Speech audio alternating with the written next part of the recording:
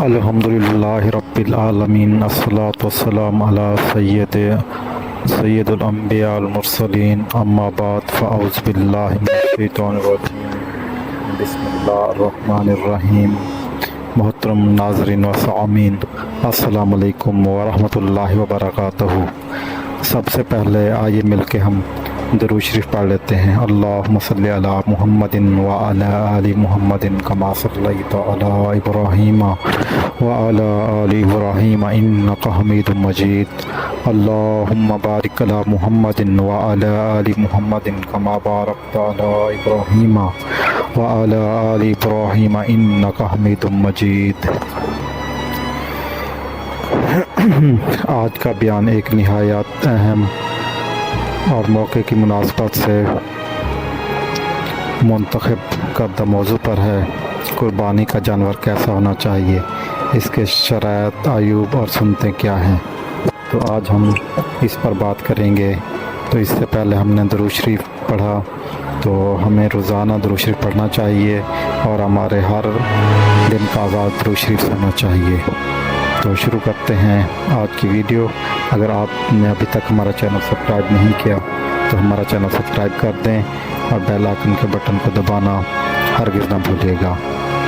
قربانی ایک عظیم عبادت ہے جو حضرت ابراہیم علیہ السلام کی سنت اور نبی کریم صلی اللہ علیہ وآلہ وسلم کی پیروی ہے۔ اللہ تعالیٰ نے قرآن پاک میں ارشاد فرمایا، ترجمہ: اللہ کو نہ ان کا گوشت پہنچتا ہے اور نہ خون، بلکہ اس تک تمہاری پرہیزگاری پہنچتی ہے۔ سورۃ الحج 37۔ نبی کریم صلی اللہ علیہ وآلہ وسلم نے فرمایا، قربانی کے دن ابن آدم کا سب سے محبوب عمل اللہ کے نزدیک خون بہانا ہے۔ ترمذی 1493۔ تو آئیے جانتے ہیں کہ قربانی کے جانور کے انتخاب میں ہمیں کن شرائط و سنتوں کو ملحوظ رکھنا چاہیے۔ جانور کی عمر: بکرا یا بکری کم سے کم 1 سال کا ہونا چاہیے، یعنی کہ بکرا یا بکری کی عمر جو کم سے کم ہے وہ 1 سال ہونی چاہیے۔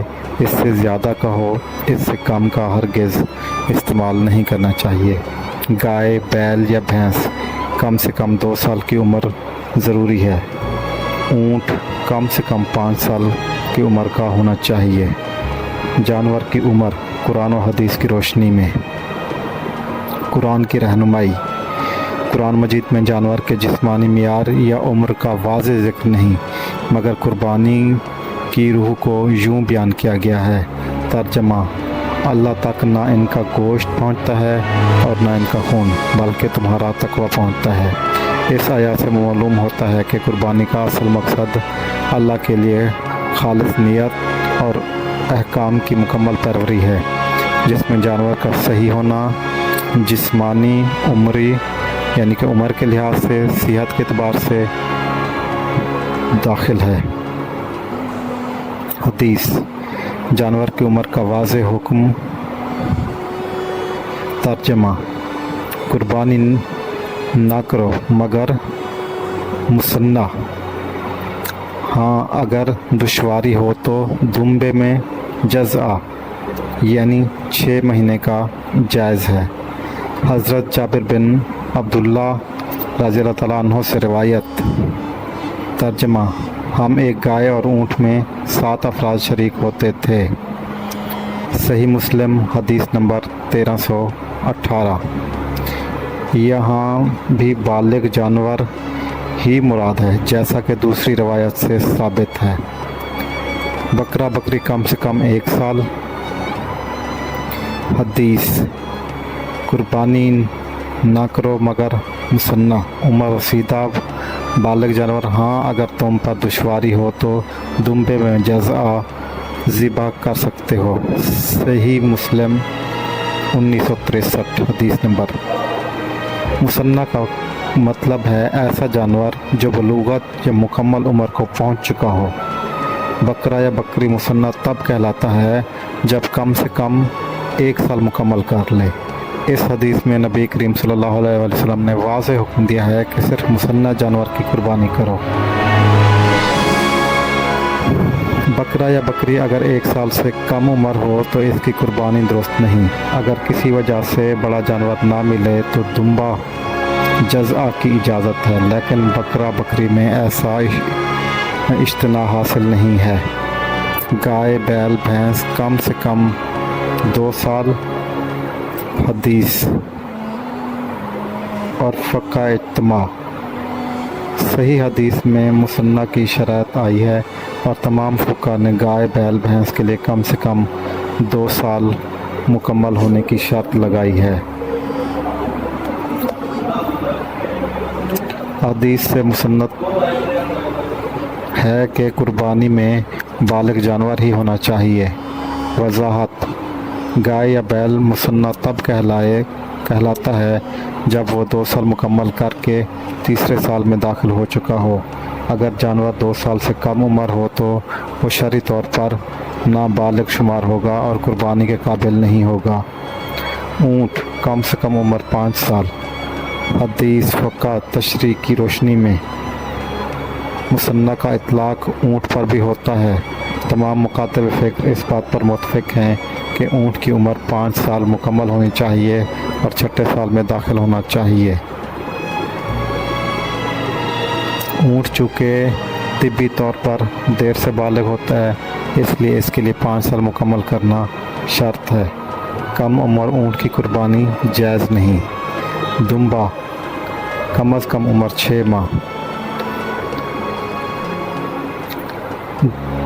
جزع دمبا ہوتا ہے جو 6 ماہ کا ہو لیکن دیکھنے میں 1 سال کا معلوم ہو۔ اگر بڑا جانور مہیا نہ ہو یا استطاعت نہ ہو تو نبی کریم صلی اللہ علیہ وسلم نے دمبے میں اجتناع کی اجازت دی ہے۔ یہ باامر مجبوری ہے۔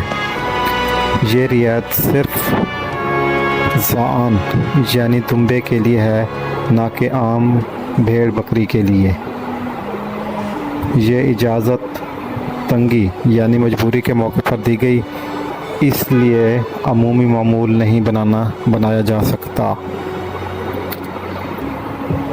قربانی کے جانور میں کون سے عیب ناجائز ہیں؟ قربانی کے جانور کے حوالے سے شریعت نے چند واضح عیوب بیان کیے ہیں جن کی موجودگی میں قربانی درست نہیں ہوتی۔ یہ احکام قرآن و حدیث کی روشنی میں بیان کیے گئے ہیں تاکہ مسلمان اللہ کی راہ میں بہترین اور خالص جانور قربان کرے۔ حدیث نبوی صلی اللہ علیہ وآلہ وسلم۔ ناجائز عیوب کی فہرست۔ 4 قسم کے جانور قربانی کے لیے جائز نہیں۔ اندھا جس کا اندھا پن ظاہر ہو وہ جانور قربانی کے لیے جائز نہیں۔ ایسی بیماری جس کی بیماری واضح ہو، ایسی بیمار جس کی بیماری واضح ہو تو وہ بھی قربانی کے لیے جائز نہیں۔ لنگڑی جس کا لنگڑا پن ظاہر ہو وہ بھی قربانی کے لیے جائز نہیں۔ نہایت کمزور اور دبلی جس کے جسم میں گودا نہ ہو یہ بھی قربانی کے لیے جائز نہیں۔ قربانی کے ناجائز عیوب: 1 آنکھ یا دونوں آنکھوں میں سے مکمل نابینا ہونا یا نظر نہ آنا، واضح اندھا پن، ایسی بیماری جو ظاہر ہو جیسے بخار، خارش، جسمانی سستی، شدید بیماری، ایسا لنگڑا پن جو جانور کو آسانی سے چلنے نہ دے، ہڈیوں کی دبلی حالت، اتنی کمزوری کہ جسم میں گودا نہ ہو یا ٹانگوں پر کھڑا نہ ہو سکے۔ دیگر ممنوع عیبات: واضح نقص، کان، دم یا سینگ کا تہائی سے زیادہ کٹا ہونا ناجائز، پیدائشی کان یا دم کا نہ ہونا، اگر جانور پاگل ہو یا پاگل پن ہو تو اس کی بھی قربانی نہیں کی جا سکتی۔ زخمی جانور یا جو جانور مرنے کے قریب ہو تو اس کی قربانی بھی نہیں کی جا سکتی۔ پیدائشی اپہاج یا معذور جانور، اس کی بھی قربانی جائز نہیں ہے۔ نبی کریم صلی اللہ علیہ وآلہ وسلم قربانی کے جانور میں نبی کریم صلی اللہ علیہ وسلم کا عظیم عمل سنت قربانی محض ایک رسم نہیں بلکہ یہ ایک عظیم عبادت ہے جو اللہ تعالیٰ کے قرب کے لیے ادا کی جاتی ہے۔ یہ وہ عمل ہے جس کی ابتدا حضرت ابراہیم علیہ السلام کے جذبہ اظہار سے ہوئی اور جس کو نبی کریم صلی اللہ علیہ وسلم نے زندہ رکھا۔ نبی کریم صلی اللہ علیہ وسلم کی قربانی کے جانور سے متعلق سنتیں اور معمولات: جانور کا عمدہ اور خوبصورت ہونا۔ ترجمہ، حدیث کا ترجمہ: اللہ کو سب سے زیادہ محبوب وہ عمل ہے جو بہترین طریقے سے کیا جائے۔ نبی کریم صلی اللہ علیہ وآلہ وسلم نے ہمیشہ موٹے، تازے، عمدہ نسل کے جانور کی قربانی دی۔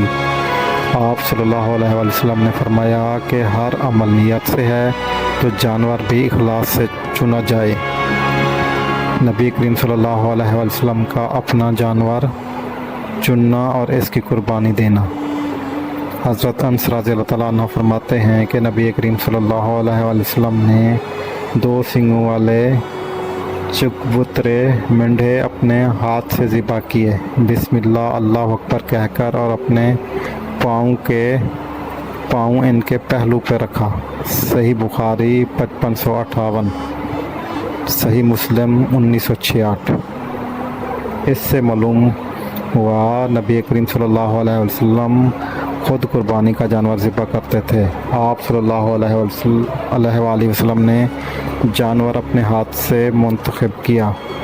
آپ صلی اللہ علیہ وآلہ وسلم نے سینگ والے خوبصورت مینڈھے قربانی کے لیے منتخب کیے۔ قربانی کے جانور میں تقوی کی نیت۔ ترجمہ: اللہ تک نہ ان کا گوشت پہنچتا ہے نہ ان کا خون، بلکہ تمہارا تقوی پہنچتا ہے۔ نبی کریم صلی اللہ علیہ وآلہ وسلم کا یہ طریقہ کہ جانور کا انتخاب، ذبح اور گوشت کی تقسیم اللہ کی رضا کے لیے ہی ہوتی تھی، نہ کہ دکھاوے یا رواج کے لیے۔ قربانی کے وقت کی دعا، سنت نبی صلی اللہ علیہ وآلہ وسلم۔ ترجمہ: اللہ کے نام سے، اللہ سب سے بڑا ہے۔ اے اللہ، یہ جانور تیرا ہے اور تیرے لیے ہی ہے۔ نبی کریم صلی اللہ علیہ وآلہ وسلم قربانی کرتے وقت یہ دعا پڑھا کرتے تھے۔ قربانی کے جانور کی دیکھ بھال سنت عمل ہے۔ نبی کریم صلی اللہ علیہ وآلہ وسلم جانور کے ساتھ نرمی اور شفقت کا مظاہرہ فرماتے۔ آپ صلی اللہ علیہ وآلہ وسلم نے فرمایا، اللہ تعالیٰ ہر چیز میں احسان کو پسند فرماتا ہے، پس جب تم ذبح کرو تو اچھے طریقے سے ذبح کرو۔ صحیح مسلم 1955۔ جانور کو پانی پلانا، تیز چھری استعمال کرنا اور بے درد ذبح کرنا سنت نبوی ہے۔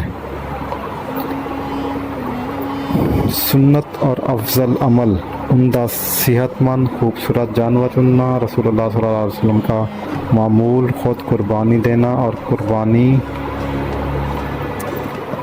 قریبی شخص سے دلوانا۔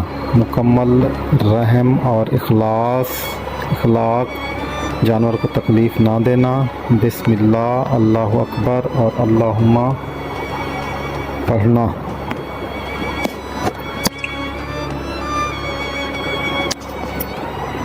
قربانی ایک عظیم عبادت ہے، مگر موجودہ دور میں بعض جدید مسائل، طبی خطرات، شہری قوانین اور ماحولیاتی حالات نے بھی ہمیں کچھ اہم احتیاطی تدابیر اختیار کرنے پر مجبور کر دیا ہے تاکہ شریعت کی پیروی کے ساتھ ساتھ سماجی ذمہ داری کو بھی نبھائیں۔ ہمیں قربانی کرتے وقت اپنے آس پاس کی چیزوں کا خیال رکھنا چاہیے تاکہ ہمارے ارد گرد کے لوگ اس سے متاثر نہ ہوں۔ یہ نہ ہو کہ فضلات کو کھلی جگہ پر پھینک دیں جس سے آنے جانے والے لوگوں کو تکلیف ہو یا موجود آس پاس کے گھروں میں رہنے والے لوگوں کو تکلیف ہو۔ تو ان چیزوں کا خاص خیال رکھنا ہے۔ تو اگر آپ کو ہماری یہ ویڈیو پسند آئی ہے تو اس کو لائک کریں، چینل کو سبسکرائب کریں اور اس ویڈیو کو اپنے دوست احباب اور رشتہ داروں کے ساتھ شیئر کرنا ہرگز نہ بھولے گا۔ جزاک اللہ، اللہ حافظ۔